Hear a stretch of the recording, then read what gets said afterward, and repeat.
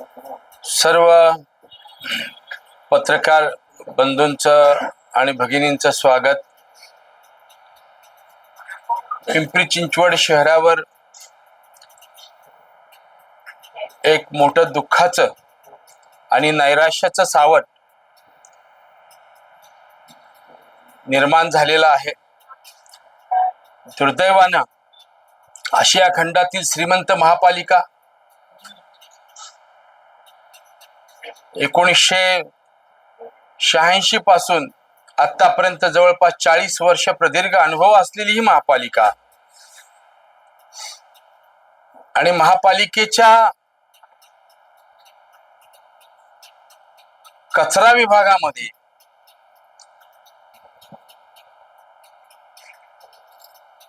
एवढी मोठी दुर्घटना घडणं खरं तर आशिया खंडातली श्रीमंत महापालिका मानत असताना अनेकांना ही पालिका आदर्श वाटते।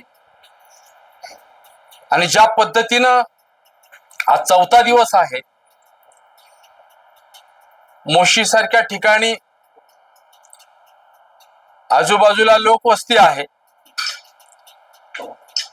आणि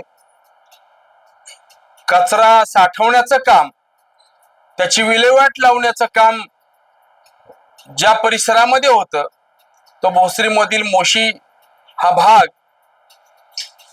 दुर्दैवानं मानवतेला किंमत नसणं, माणसाला किंमत नाही, कामगाराला किंमत नाही, नागरिकाला किंमत नाही, अशी असंवेदनशीलता महापालिकेच्या प्रशासनाकडे दिसून येत आहे। 4 दिवस, आजचा 4था दिवस आहे, अजूनही काम बोड्या काढण्याचं चालू आहे। विरान झालेले डोळे, नातेवाईकांची अश्रू आता थांबलेत। भयानक अवस्थेत ते त्या ढिगाऱ्याकडे पाहतायत। कुणाचा मुलगा गेलाय, कुणाचा नवरा गेलाय, कुणाचा बाप गेलाय, कुणाची बहीण गेलीये आणि असंवेदनशीलता एवढी की त्या खरं तर 48 तासामध्ये हे ऑपरेशन व्हायला पाहिजे। प्रचंड पैसा, संपूर्ण यंत्रणा, वास्तविक बॉडी कुठं आहे, मानवाची बॉडी आणि शरीर कुठं आहे त्याची डिटेक्ट करणारं एकही मशीन त्या ठिकाणी नाही। आमच्या जीसीबीनं बॉडी तुटेल म्हणून तुम्ही हळू काम करताय। म्हणजे आशिया खंडातली श्रीमंत महापालिका आज आपल्याला बॉडी डिटेक्ट करणारी यंत्रणा आपल्या जवळ नाहीये, वाचवणारी यंत्रणा आपल्या जवळ नाहीये। जी इमारत त्यांनी प्रशासनासाठी बांधलेली होती तिथल्या अंतर्गत कामासाठी, तिथे वास्तविक एरवी जी महापालिका प्रदूषणाचा विचार करणारी महापालिका, त्याच्यावर एक डिपार्टमेंट काम करत आहे महापालिकेचं पोल्युशनचं, आज त्या कचऱ्याच्या ढिगाऱ्यांच्या बाजूला कर्मचाऱ्यांची इमारत आहे जिथून हजेरी दिली जाते। त्या कचऱ्याला लागून त्या इमारतीमध्ये कॅन्टीन आहे जिथं ते कचऱ्याचा वास घेत जेवतात। ह्या परमिशन दिल्या कोणी? आणि सर्वसामान्य आमच्यासारख्या कार्यकर्ता, माझे युनियनचे सभासद त्या ठिकाणी सगळ्या शहरातला कचरा गोळा करून ट्रक मधून तिथे डंप करतात। इथं ती मुलं आलीत, ड्रायव्हर, कचरा उचलणारी, ते घाबरतात। आज दिवसामध्ये एक ड्रायव्हर 3 ते 4 ट्रिप मारतो 8.5 तासामध्ये। ते म्हटले मी गाडी काढली आणि माझा अपघात झाला। तो विशाल आणि तिची सहकारी इथं बसलेत। म्हणजे दुर्दैव असं डोंगर, कचऱ्यांचे डोंगर डोळ्यात देखत प्रशासनाच्या उभे राहिलेत आणि त्या इमारतीच्या 3 पट डोंगर मोठा, त्याला तड गेलीये। लोक सांगतायत हा कधी पण ढासळेल।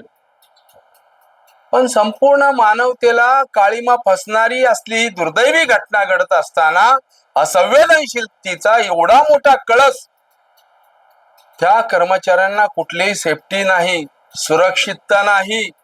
आज ज्या महापालिकेने अनधिकृत बांधकामावरती खटले दाखल करायचे, ते बांधकाम पाडायची, तीच महापालिका स्वतः अनधिकृत बांधकामामध्ये आपल्या ठेकेदारांची त्या ठिकाणी कर्मचाऱ्यांचं कार्यालय चालू देतं, कॅन्टीन चालू देतं. म्हणजे तळ मजल्याला मान्यता होती, एका मजल्याला होती, मग 3 मजले वरती बांधले गेले कसे? अतिशय संवेदनशील भाग आहे. राष्ट्रीय श्रमिक आघाडीच्या वतीनं मृतकांना भावपूर्ण श्रद्धांजली वाहत असताना प्रशासनाचा धिक्कार करतो, आम्ही निषेध करतो.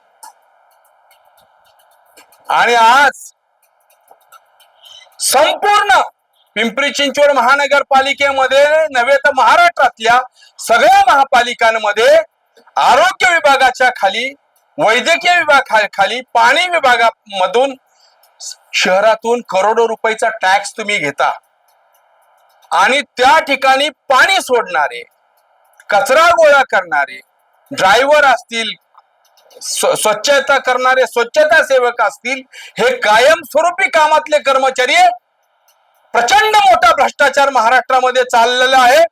काही गुंड, ठेकेदार, पुढारी यांची पोट भरण्यासाठी हे कंत्राटी पद्धत सुरू केलेली आहे. ही बेकायदेशीर आहे.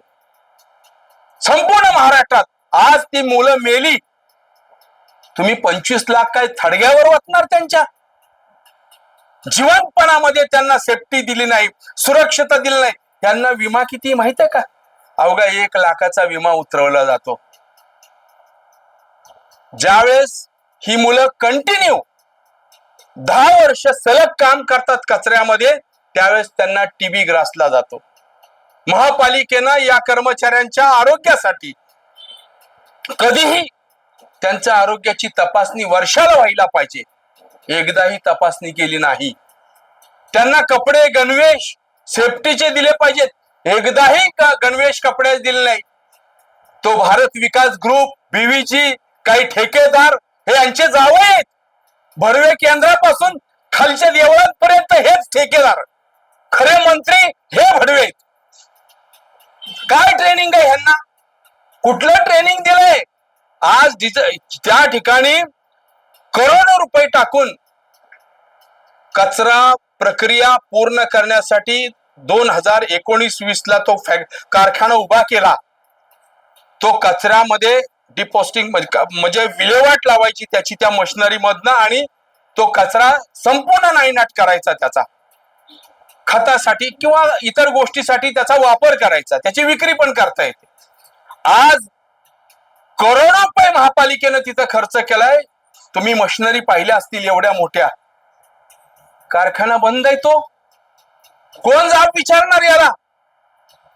खर तर या मृत्यूला जे प्रशासन जबाबदार आहेत त्यांच्यावर मनुष्यवधाचा गुन्हा दाखल झाला पाहिजे, तर पुढे सुधारणार आहे.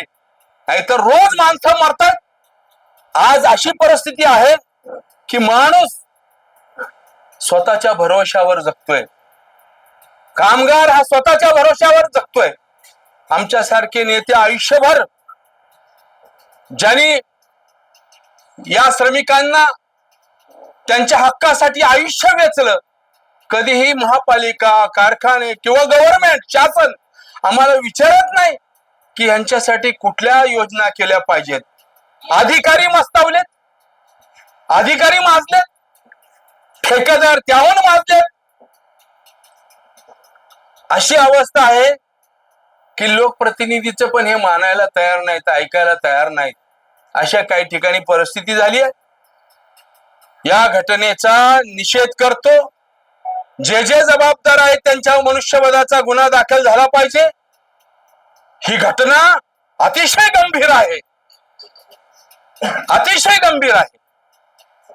आणि मी आज मागणी करतो, संपूर्ण शहरामध्ये आज सगळ्या विभागांमध्ये सुमारे 5,000 कर्मचारी विविध विभागामध्ये भ्रष्टाचार पद्धतीनं कंत्राटी पद्धतीवर लावलेत. हे बेकायदेशीर आहे. या सगळ्या कर्मचाऱ्यांना जर पुण्य काय करायचं असेल महापालिकेला तर यापूर्वी ही कंत्राटी पद्धत नव्हती.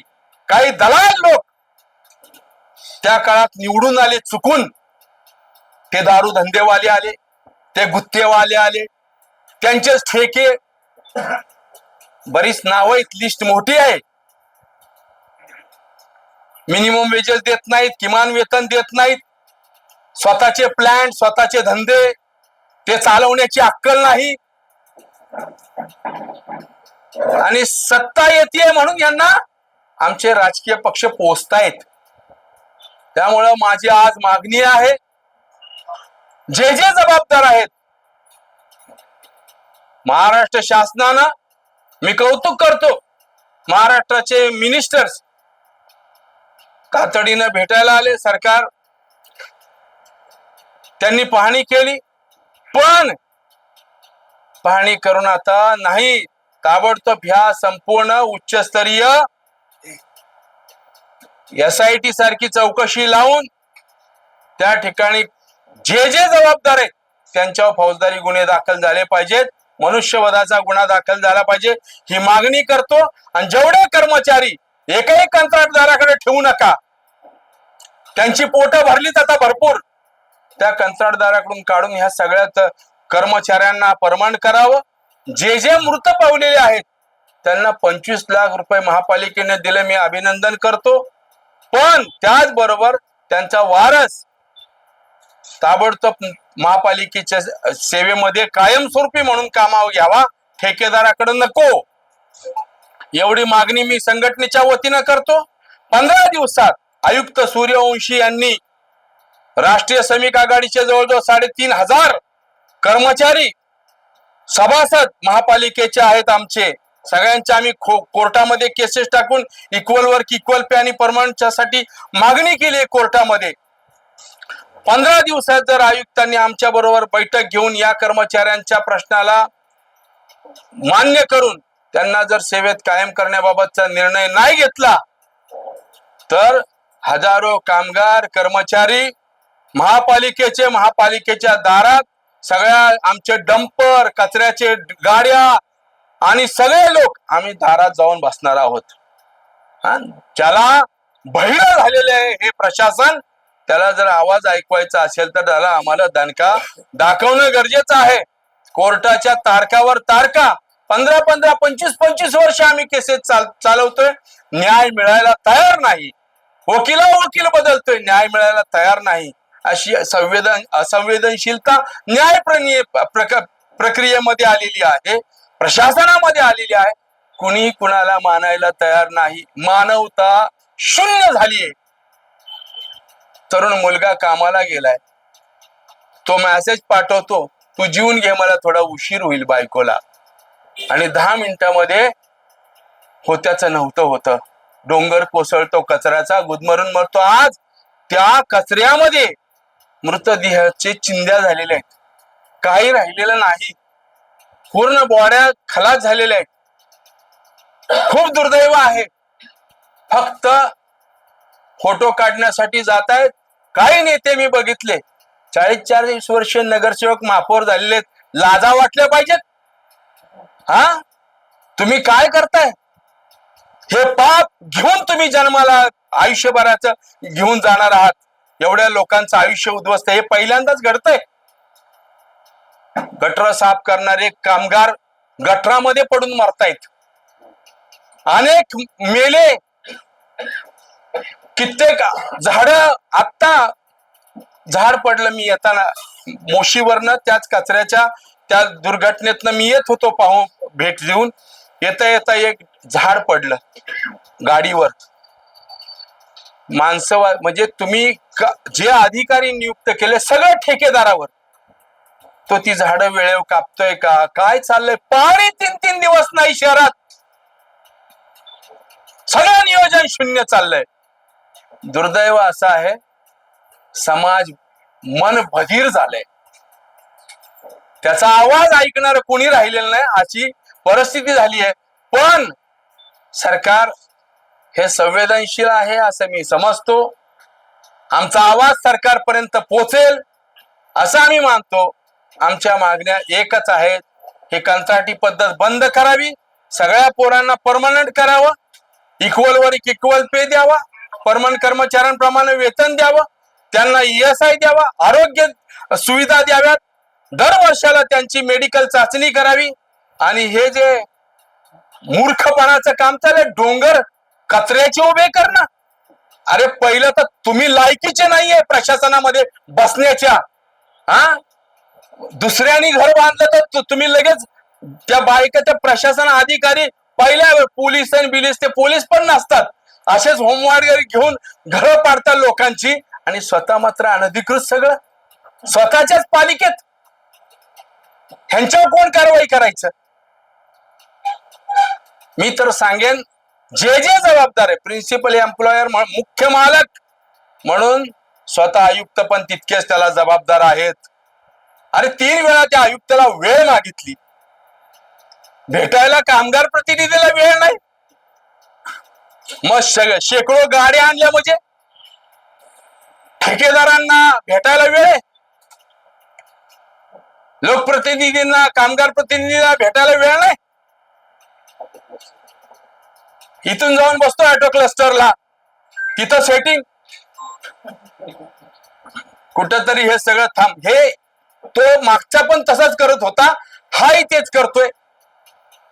हे सगळं बदललं पाहिजे, अन्यथा उद्रेक होईल आणि त्याची नांदी पिंपरी चिंचवड शहरापासून होईल. जे मेलेत त्यांच्या आत्म्याला शांती देण्यासाठी एक मोठं आंदोलन आम्हाला उभं करावं लागणार आहे.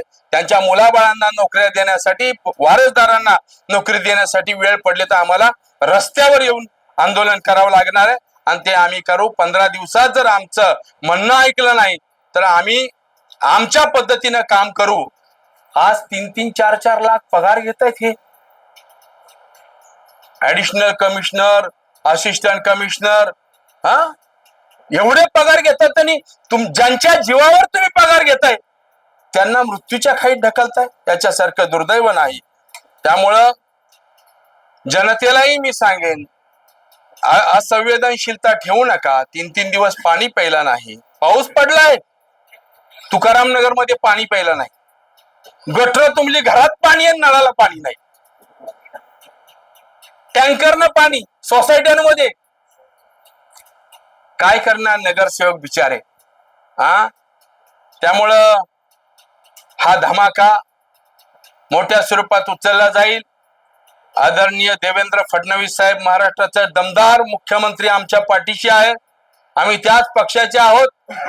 सरकार चांगलं काम करतंय, परंतु प्रशासन जर साथ देत नसेल तर त्या प्रशासनाला वटणीवण्यासाठी सरकार आमच्या बरोबर नक्की उभं राहील अशी आम्हाला खात्री आहे. आपल्या सर्वांचं मनापासून धन्यवाद आल्याबद्दल. पुढच्या आंदोलनाला साथ द्या अशी आपल्याला विनंती राहील.